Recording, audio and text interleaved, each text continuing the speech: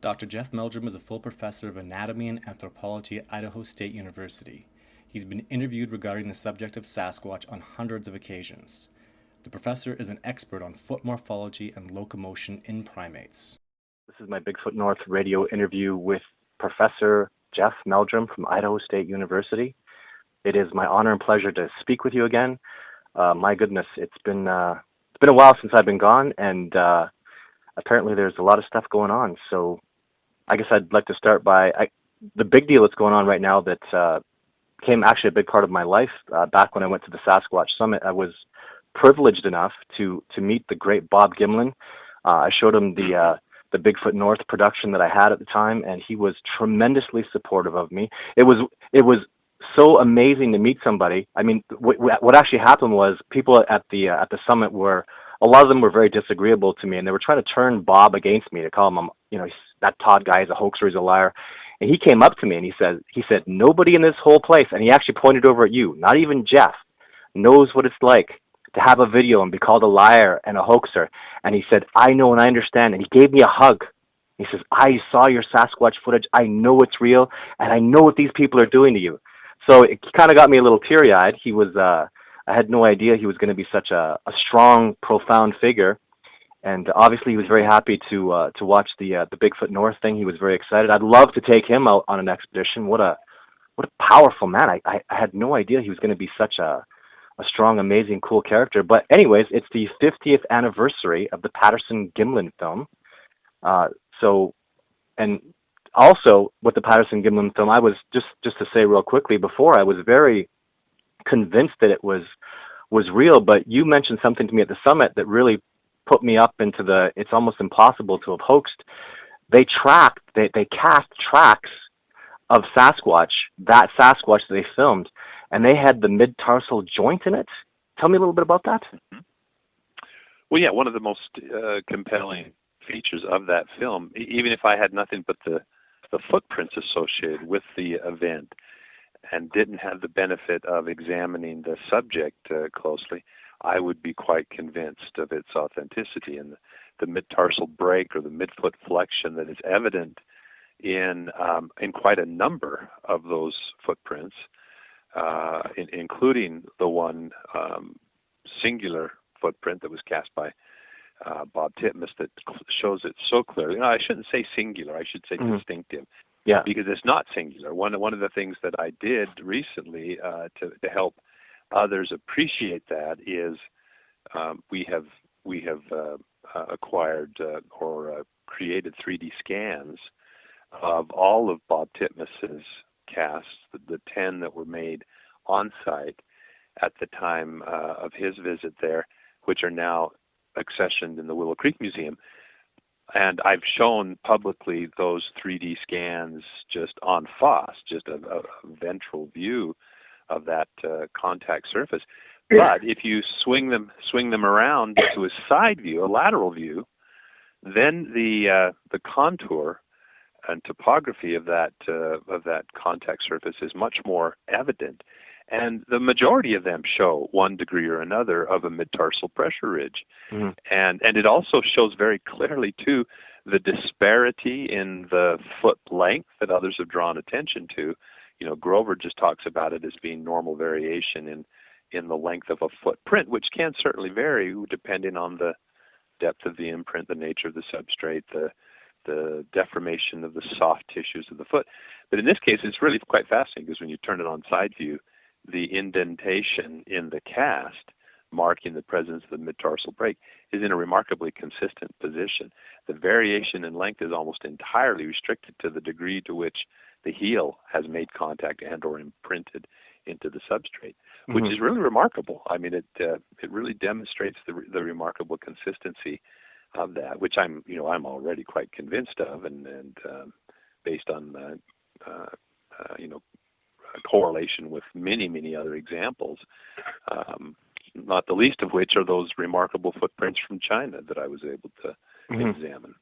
And the evidence is even just the track. I understand why you're so. The track evidence is so profound. People have no idea. And Bob, it's Bob Titmus, right? Titmus. How do you pronounce it? Titmus. He's the gentleman that just passed away. he passed away in Chilliwack. He lived in British Columbia, where he devoted his life to this pretty much. I mean, Sasquatch was a big thing. He actually, I was told that he went after Patterson and Gimlin had filmed that Sasquatch. He went back several days later and cast these tracks of that same Sasquatch. Is that not correct?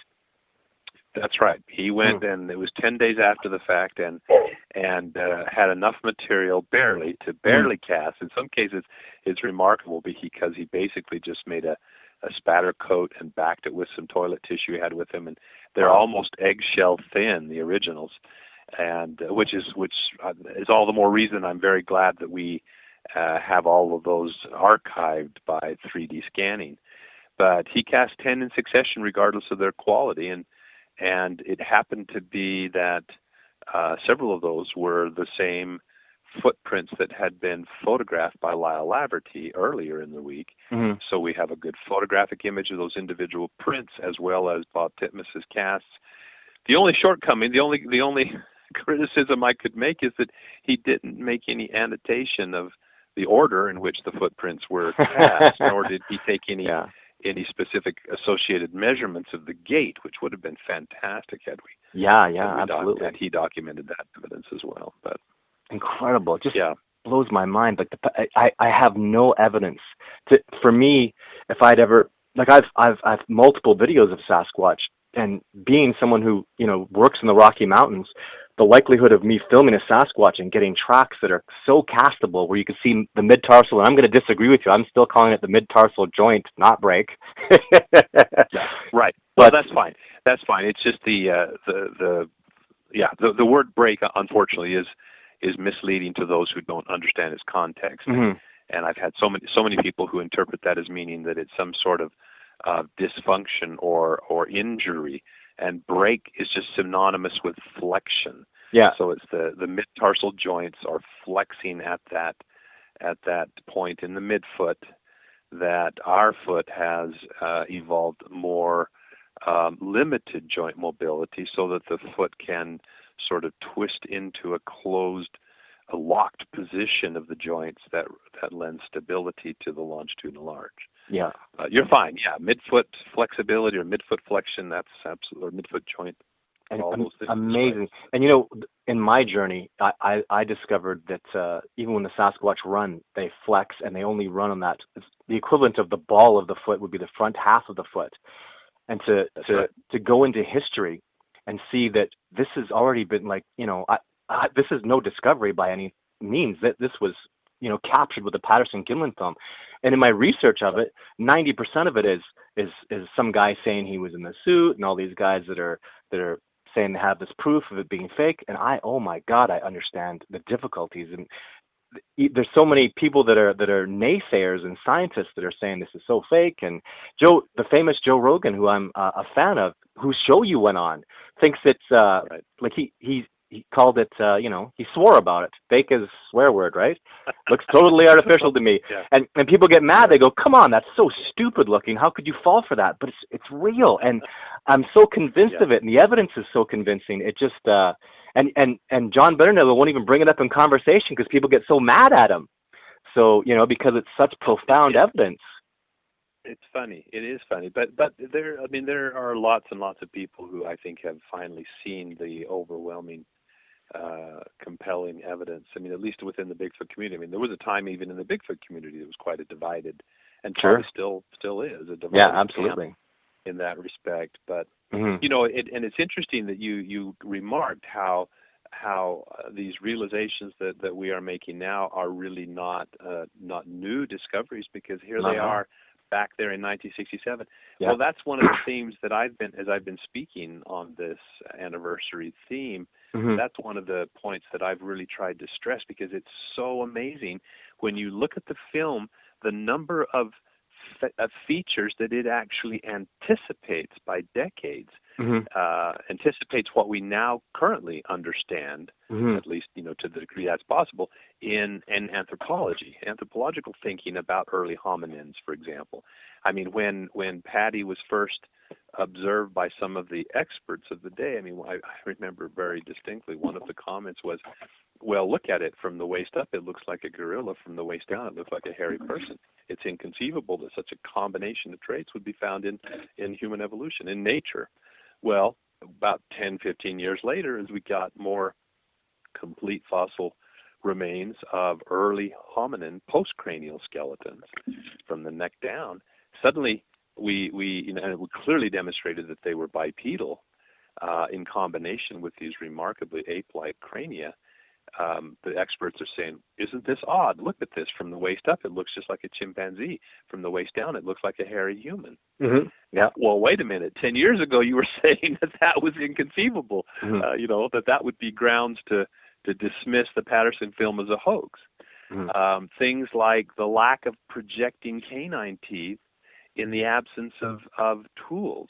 I mean, in early thought, back in the 50s and 60s and so forth, when Ramapithecus was thought to be the earliest hominin ancestor, it was the short canine teeth that was the basis for assuming that it therefore must have had stone tools.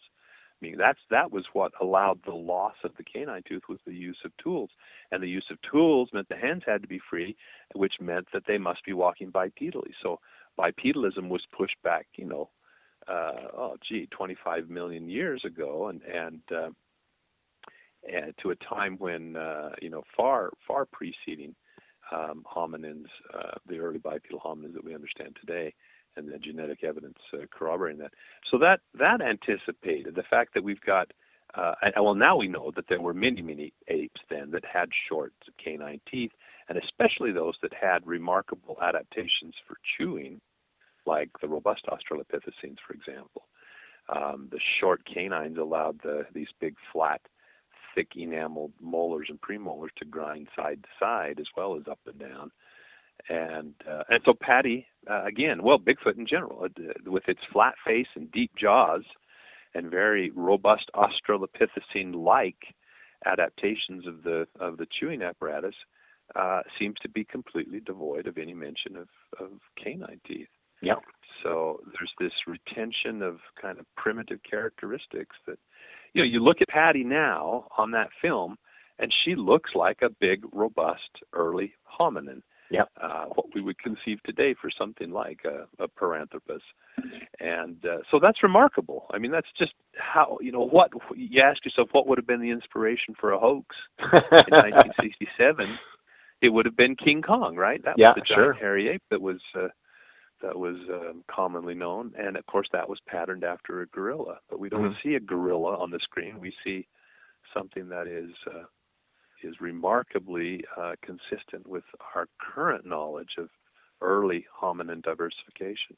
Perfectly anticipated by a couple of cowboys, who have no formal education, and so many things line up, and people, and the hoax theories. There was a guy who was on TV and did a lie detector test who actually used to hang out with Patterson and Gimlin. He's got pictures. I can't even remember the guy's name.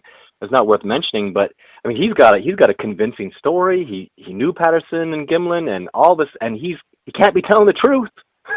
He passed the lie detector test, and I really don't no disrespect to the guy. He's got a lawyer. He's not out to make any money. He just says, "Look, I was the guy in the suit," and he walks and he kind of looks similar to the suit, and convincing story, and it's been international news, and yet I really think they're lying because it's so almost impossible that they could have done this and I grilled Bob about. I had questions for Bob, and I gave him multiple questions, and one question that I always ask when someone's seen a Sasquatch, and they answer it quick and they answer it right, it's very likely they're telling the truth. And Bob answered that question perfectly, and then you showed me about the mid-tarsal joint, and just they're real, and they were in California. What the hell? In Northern California. I know it was 1967, but oh my God, it's not going to surprise me that they are in Florida and they are in Texas, because they were in California. It's a huge population. Northern California Oh no, no, no! Northern California is about as wild as you can get. You know, But still, it's in the state of California. You know, it's not like it's way, because you know, it goes California. I know Northern California, but then you got you know, Oregon, and you got Washington. Yeah. I mean, Right. it's not like it's way northern Alaska or something. Like, this is right in the heart of America, and well, in the back pocket of America, okay. it's hard. I mean, this is and I only correct you here because it's a common misconception when people they think of California, they think of Los Angeles, San Diego, and Hollywood, San Francisco. But then you cross that Golden Gate Bridge, and even today, it still is remarkably sparsely populated. And in 1967, there were no freeways. You know, there were mostly rural highways and logging roads. I mean, they're just, you know, traveling through Northern California to get from point A to point B to go up the coast or and especially if you were in the inland portions, it was the wild west. It was as wild as it gets. Are they still there? Country of Oregon. Do you think they're still there? Are Sasquatch still there? Yeah, of course. I mean, they're still huge national forests and wilderness areas. The Siskiyous Wilderness Area and the Six Rivers National Forest, where I've spent time, you know, a month. That's where I had my first encounter of sorts, where we had something actually come into camp and rifle through backpacks and brush against tent and leave 16-inch footprints. You know, it's a wild spot. And that's why I'm so bold, and you're involved in the big push that I'm doing in the next couple months that I haven't talked about publicly. But I got to be so bold. I mean, just blows my mind that they're in California, they're in Oregon, they're in Washington, that, you know, Wyoming, like all these people that have these really incredible sightings that are very believable and all this evidence, and we don't recognize them. It's that this is what pushes me. What people are, why are you so inspired to do this? Because there are giant primates that live out in the wilderness there, and they're so good. I mean, at this point, you've got to say they have to be intelligent. I mean, from my perspective, I'm really trying to be humble with it, but they're brilliant. They're amazing trackers. They easily avoid the best hunters and the best trackers. They're so far ahead of the game. Like I try to explain to people, like, there's never been, back in the old days where there was Davy Crockett and all these white trackers, Davy Crockett and all these guys never had the tracking ability of someone like Geronimo and his people. Like, Geronimo disappeared and was the United States and the Mexico, they wanted him dead, and they couldn't even find his tribe. They needed a native tracker to go find him. So native trackers were always at this level that's way, way up above. And I think in my lifetime, I've met 2 native trackers that have that ability to track. They're so good, it almost looks like it's magic what they do. And these people will tell you that Sasquatch is a whole other level above them when it comes to tracking, when it comes to reading, even reading the sounds of birds and the sounds of squirrels, and knowing where the wind's going to change during the day and how the scent's going to come through this. They have so many levels. They're so advanced. And when you're born and raised in the wilderness and taught by wilderness experts how to survive in the wilderness, the level of amazement that they have, the things I see them do, it just blows my mind. That's why I'm so passionate about this. Like, my goal really is just to get the proper scientists a good kick in the butt and get them out there and working on this and start recognizing them. Even I don't even like to call them troops or primates. They're like they're such a hominid species. They're so, it's not a troop anymore. It's a tribe of hominids that are so amazing. It'll be amazing. This discovery is just going to be so enormous. It blows my mind. So again, the passion, why is Todd so crazy? Because they're there, and I want to shake people and go, my God, come with me. I'll show you. I showed some other people. But anyways, the evidence is amazing. That's fantastic. It is. It's the 50th anniversary is amazing. Yeah, I forgot about that. Always have 67. To be cautious about. Yeah, I was just going to add. We always have to be cautious about transposing, ourselves into their shoes. I mean, I was a little confused. I'm not sure in your last statements whether at which point you were talking about the trackers versus the Sasquatch, but all you have to do, you can account for so much of their elusiveness by their rarity. Mm-hmm. And I'm always reluctant to talk about tribes or even groups.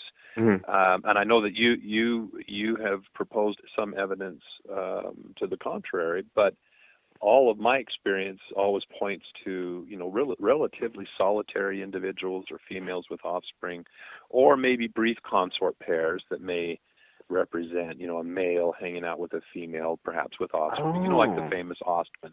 Yeah. But when you're that, and I'm not saying that they're not intelligent, but I can. There are lots of hunting stories of trophy bucks that are able to avoid human hunters and trackers remarkably effectively. So in other words, you don't have to invoke an extraordinary level of intelligence, but if you had, just all you have to do is look at some of the anecdotes about the elusiveness of even large groups of chimpanzees, for example, that want to be to avoid human observation. When Jane Goodall was there at the Gombe Stream Reserve, which is a fairly restricted geographic area, it took her months and months before she could get consistent observation of those chimpanzees. They would just disappear. As soon as she came around, they would just disappear in the forest and they were gone.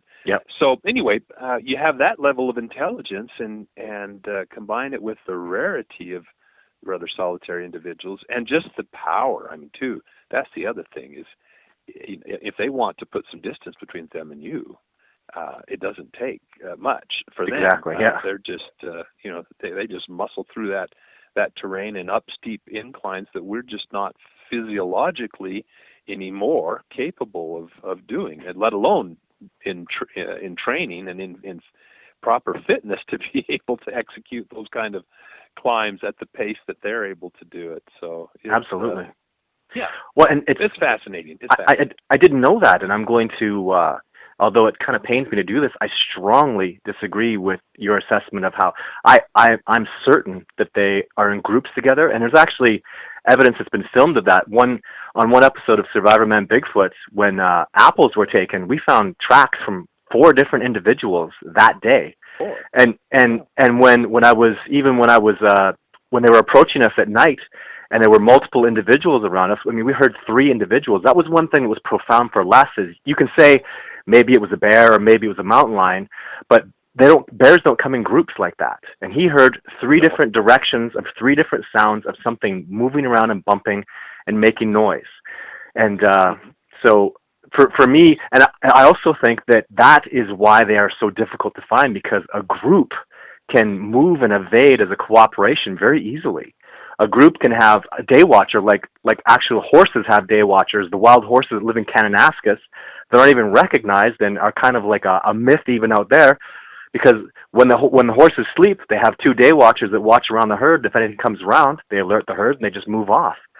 So I think as a cooperative group, they have a much easier time evading people. Potential advantage. But when people ask me, why don't you go shoot one? Well, I can't shoot them because they're in groups. What I study in Radium and in Nordegg and the other places I've been, they've always been in groups. So if I shoot one, I have to shoot them all, and it's just not going to happen. I would never shoot one. Morally, I could never do it. I have such an admiration for the species. And if I did shoot one, I'm certain they would react violently, defending their family members. The only way I could go kill a Sasquatch is I'm certain that you'll get males that will, or possibly even females that will migrate from group to group. It must happen in nature, otherwise you'd get inbreeding. But if I have trouble studying a group and finding a group to know when a male is going to be wandering around and to know when a male is by itself or a female, now you're talking about not a needle in a haystack, you're talking about a needle in 50 haystacks. There's really no chance I could do that in a lifetime, find a rogue one walking around. So from my perspective, shooting one's impossible, and finding one that lives by itself. Usually, if I tell people, if there's a Sasquatch looking at you, be careful, because there's usually one around you waiting for you to make the wrong move, because they're very defensive. They're aware that people are dangerous, and I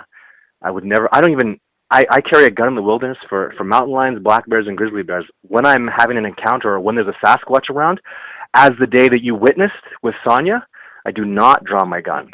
I don't pull it out. There's no point. Sure. And that day too, so I sent you a little map that we'll go through in a few minutes, because what you don't know is the trackway that I found that day. And actually, you do have some knowledge. Remember the first trackway that we found that went towards the apples?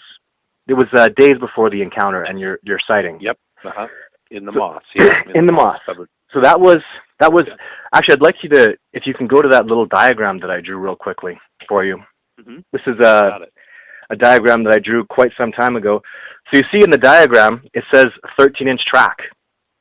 So that was the 13-inch track that came around. It was approximately 13 inches of the track that you walked in, if you remember that trackway. Do you recall that? Mm-hmm. Now there was the other track that we found, the bigger, heavier track that was obviously bigger than 13 inches. We'd found it before. It was one of the first things I showed you. It was that 14-inch track that you stepped in and you were like, wow, this is a really heavy individual.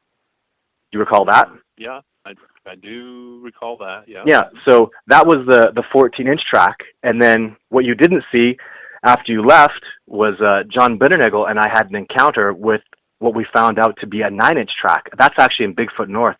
When you saw the copy of it, do you recall that? When I saw it was a photograph of the print? No, I filmed it with John. I filmed it with John Bitternagel. No, it was just a photograph. We talked about it. We looked at it. It was what was interesting about it is it wasn't just a footprint. It was a stomp where he hit the side of a tree. He crushed a piece of the tree and smashed it into the ground. And there was also a footprint that was only 9 inches. So, anyways, when I went after over the last couple of days that I was there, even after John left, I went back. And what I found there were tracks from 4 different individuals, as you can see on that map. And what you do know, and what you were aware of, is so this is the way they all came in. You see how base camp is. They basically came in towards our back, and they moved up around. What's interesting is if you look at the 14-inch track, the way he came up and he peeked over, this 14-inch trackway, I showed that to John, and that's also in Bigfoot North. What happened is that if you follow the red, when it comes up across, what he did was he actually crawled and stuck his head out. And then after that, he went back up around and came over to structure 1.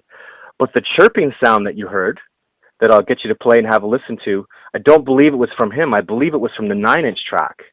Because after we heard the chirp, the Sasquatch that you saw interacting with us, I'm certain it was actually that 14-inch track. The 14-inch track that you had seen the first day that you came out. I'm sorry, I'm inundating you with so much information.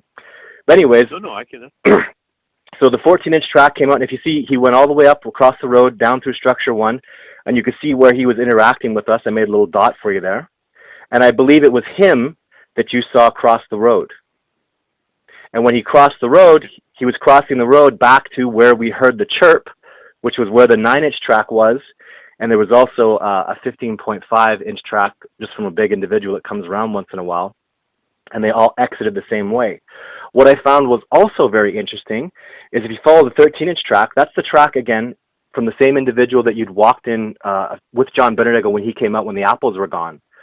That 13-inch track that took those apples that day was the same individual that took those. We put more apples on that structure again that night. It was the same individual that took those apples that night. And I have reason to believe because of her weight and the thinness of her foot that Les Stroud and I talked about, that she is, my hypothesis is she's a female. And what's interesting about it is she gathered the apples and exited back up around and again with the group. So the 9-inch track is, it's a thick, wide track that, I assume is probably a male. He's the one that does that chirp sound that I'll let you have a listen to in a few minutes. I surmise the 13 is the female. The 14-inch is a young male who came around and was making all those sounds that you heard. And the 15.5 is the big guy who stayed in the background, and he just stays in the distance and watches and kind of like a chaperone, makes sure is everything all right. So anyways, on that day, these are the tracks that I found from that particular altercation that we had. Although you only heard one individual, and I only showed you the tracks from that individual as he crossed the hill, even him crossing the hill in front of you, it's just like a bold thing for a male to do. It doesn't surprise me that from my experience in Nordegg, that 13-inch track, she, and I will just call her she because it's my theory, she always comes around and gathers the apples, but she never gets too close. She always really keeps her distance, which has always been very impressive to me. And the young guy, who's the 9-inch track, I'd actually like you to, if you can take a second, can you listen to that chirp sound for a second, please? Sure. Yeah, I was just going to, as I open that up, I was just going to add that it didn't require that much boldness, because I was watching everything with night vision. Without the night vision, it was pitch black. Just starlight was all that was out that night, because the moon was never quite got above the tree line. Sure, there, absolutely. Good point. South, so. Well, we weren't really looking. I didn't tell you to look that way. I was talking to John and trying to explain to John, because John can't hear anything. I'm trying to explain to him, you know, we just heard a creature out there, and John's like, I heard nothing. And Sonia's like, yeah, we heard it, and it was all crashing through the bush. And I go over to look at you, and you turn around with your night vision and go, I just saw a figure. And I'm like, pardon me? Yeah, I just saw a figure. And then it was like, forget about, did John hear anything? What did you just see? So people should understand that, I mean, even if you imagine that I planned this, that I somehow, because a lot of people think I'm hoaxing you, that this is all fake. Can you imagine if I planned this? Shouldn't I have been telling you to look over there? Well, you know? Yeah, no. And did I? Been, no, you did. You were motivated by Sonia's activities. So. Sure, and I nobody, even Sonia. Sonia didn't tell you to look over there. As far as I was concerned, the altercation, the sounds in the wilderness were done. Sonia and I walked back to base camp, and it's over. Like, that's all we're doing today. Have a good day. Case closed. You guys heard enough information. It's over. And then you, just doing your own thing, looking around. Oh my God, I'm so grateful you were doing that. Nobody told you to look there. You were looking over there, and boom, that's what you saw. So, you know, this is not contrived. This is not something that was planned. This is very, you know, as you would say, it was very fortuitous. I love that word. Not so many people knows what it means, but yeah, I do now. So, okay, so do you have that chirp sound you can play? I do. I can play that. Please do. Here we go. Most of it. Oh. Now, is that my voice at the beginning? That is your voice. I wanted to make sure I had a piece of your voice. And so I'm trying to remember this circumstance. So you were recording this is the initial vocalization that we heard? That's right. What precisely happened? Yeah, what precisely happened was I had an audio recorder over on the Argo. It had been recording for 2 hours and 26 minutes. And at 2 hours and 26 minutes, you were talking, and then we heard that chirp sound, and right after that chirp sound, the audio was me saying, the Sasquatch are here, they've come, and now we're going to start having our interaction with them. Right. Do you recall that? Oh, very much so. I mean, it was hard to retain, because it was such a spontaneous experience with that sound. It was hard for me to retain a good mental recollection of exactly how it sounded. So this is quite interesting to hear again. And you know, we should put it in context. This was like at 1:30 in the morning. Yep. It was pitch black. Pitch black. Yeah. John comment. I mean, it has a certain avian quality to it. Absolutely. But I looked long and hard for something that back when it was still fresh in my mind, for something comparable online. Couldn't find anything. John directed me to the Sawhut owl. That's right. But that was that certainly, if it was a Sawhut owl, then what we heard shuffling through the brush and breaking branches was not associated with the sound, because absolutely it sounded like the mass of something like a bull elk. I mean, I agree. That was one of the things that really impressed me, was when Sonia, I was observing her approach the sound maker through night vision, and saw her begin to hesitate and then backpedal, and you know, her knees were shaking when she sat down back at the fire. She was quite shooken up, which was odd, given her, you know, her compunction to be able to go right on out there into the dark without the advantage of a night vision. That's right. and try to interact. And I was, you know, I've repeated previously that she would say something and then it would break a branch. That's right. When it broke one that sounded like a baseball bat, that in part, I think, was what unnerved her a little bit. She retreated back to the firing. Yes. And that was exactly the point that I stood up and stepped around out of the smoke in order to get a clear, unobstructed view with the night vision. Yep. And then this silhouette that I observed broke from the shadows in the direction that she was, paying attention, and and quickly crossed, very quickly and smoothly crossed across the road. Yep. Which was why it was easy to see it with the night vision, because it was kind of backlit by the reflection of the campfire off of the dark or the light granite gravel of the road as it continued. Yes, because the campfire emits infrared light even further than the light goes. So that infrared light is what your night vision would pick up. So yeah, and the Sasquatch would not have known that you had that ability. So he felt a little bit still a brave thing to do, though. Remember, all the other Sasquatch that I have tracked there, none of them crossed that hill, like in open area. In my experience, when a Sasquatch does that, he's like, they stay in the woods like it's a blanket, like it's their home. They love it. They feel safe there. They don't like go out into open walkways.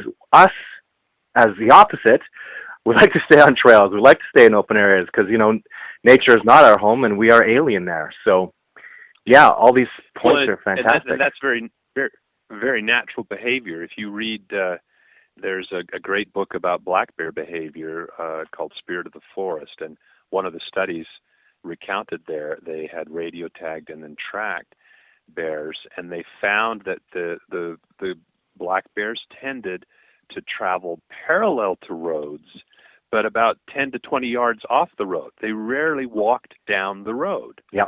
And so it's, when you find bear tracks, it's usually when they're crossing a road, yep, not when they're walking down a road. So that was quite interesting. And you're absolutely right. It's they've got the benefit of cover. And, of course, there's the only thing that would tend to draw them, and I think the reason they're paralleling roads is those open cutways provide light, and in many instances then you get that secondary growth, that shrub layer that often includes fruiting shrubs like huckleberries and so forth, and salmon berries and thimbleberries and so on. So do you want me to play this again? I want you. No, I'll put it over in the video myself. But I'd like you to listen to it one more time, and I want you to make sure that's not only your voice, but that's the sound you heard. I want you to, because this is the first time you've ever heard this sound. So. It is, and gosh, maybe the second time actually. Yeah, have a listen one more time, please. Most of it. Oh. Yeah. Most of it. Oh. Most of it. Oh. Yeah, that was quite interesting. Quite interesting. That so brings back the memory very vividly. Yes. So now in the next time I interview John Binnernagel, I'm going to let John listen to that sound, because 2 days later, when that 9-inch track approached us, and that 9-inch track, Jeff, he was doing, like, you have to understand, John did not hear those baseball bat sounds you're talking about. I mean, they were loud, they were vivid. There was a big, heavy primate smashing around in the bush there, and John didn't hear it because his hearing is so poor. And right. It was dead silent out there. Dead silent. You could hear a whisper, like there's no sound. We're in the middle of nowhere, and John couldn't hear that. So 2 days later, when the younger Sasquatch approached, he was smashing trees and kicking over branches, and that's in Bigfoot North. I show him walking down, and I show all the trees and the stuff he was breaking. But when it finally stood just, I would say, 4 layers of trees back, which was maybe 30 yards away from us, not very far at all, and it bellowed out that sound. It's actually, I do call it a saw-wheat owl sound, because I find perhaps they learned to make that sound from a saw-wheat owl. It is very similar. But when it made that sound, and Jeff and John and I were standing there, it was so loud. I felt it hit me in the chest. I would argue that an owl does not have the ability to project that kind of volume. Like, this was just, it was that same sound, but like it literally, without even exaggerating, John and I both felt it in our chest. Boom. And I remember looking at him going, "Did you hear that?" And he looked back at me and goes, "Absolutely." And I go, "What does that sound like?" He goes, "It sounds like a small mammal, or maybe a bird." So, and I love the guy to death, and that's a great, honest first interpretation. But now you have to understand, I called it the day those Sasquatch came around.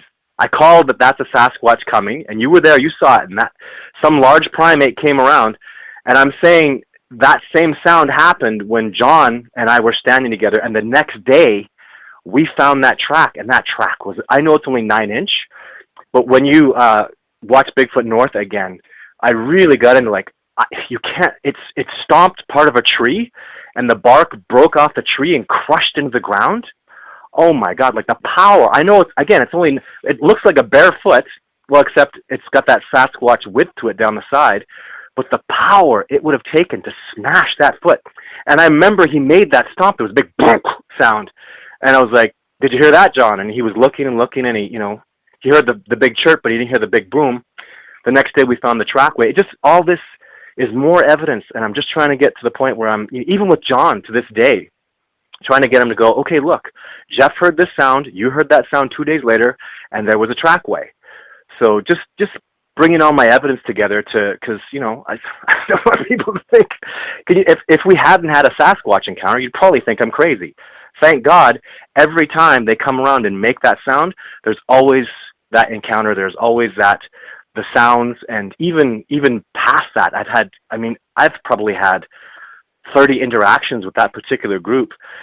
I'm telling you, they are much, when I'm alone by myself, you can imagine, they're much, even with a gorilla or a chimpanzee or any animal, they're going to be much more comfortable with the same individual over and over, as opposed to when you come out, and Sonia'd never been there, John never been there, you'd never been there, and they still put on a show for me like that.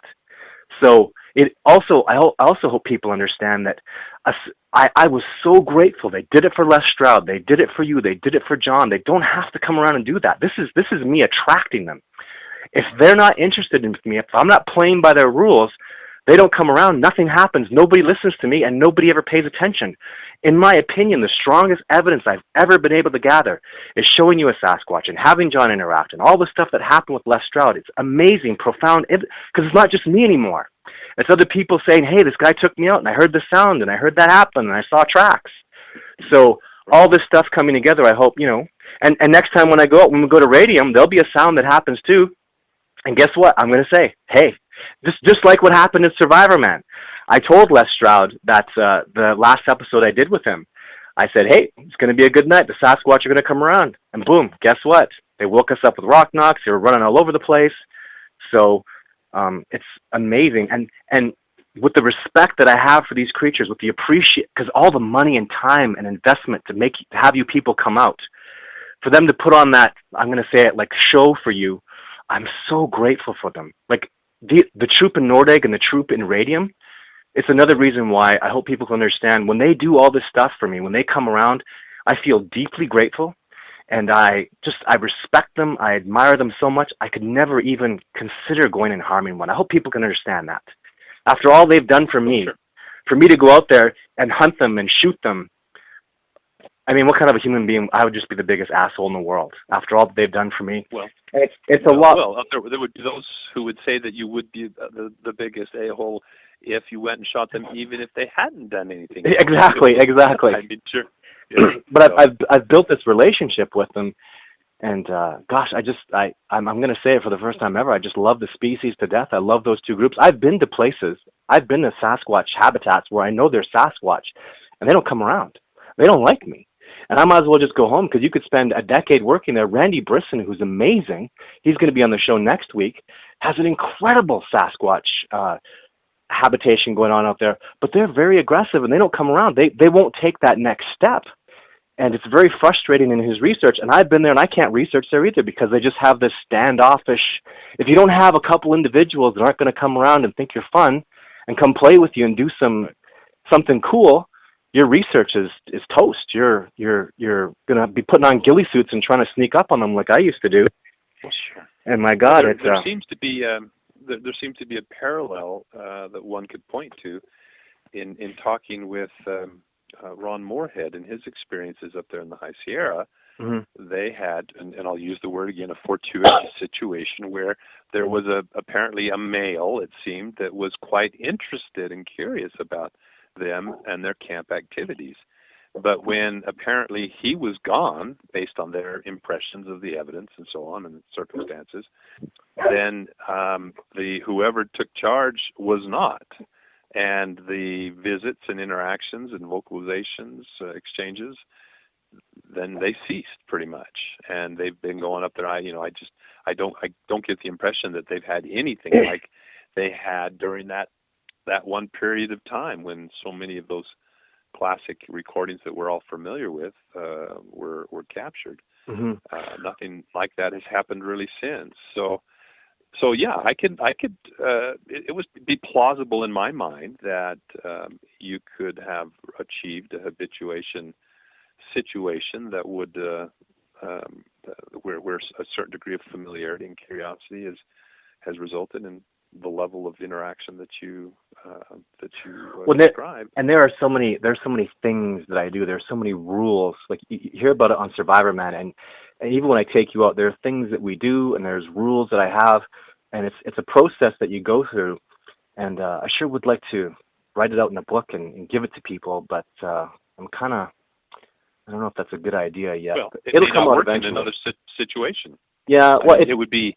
I mean, you'd be describing your experiences, but it wouldn't necessarily be a how-to, because those rules would probably not apply in other circumstances with other personalities and other individuals. And absolutely, really, if you don't have, and that's the first thing I would say is, if you just don't have the chemistry, and there has to be some kind of chemistry, there has to be an individual in the group, or you have to be studying an individual who's alone, who really wants to come around you and, extends that olive branch to you, and you start my gosh, I hope somebody, and this is so, for me, it's not at all about any kind of competition. That's the problem with the Bigfoot community. I use brackets for that.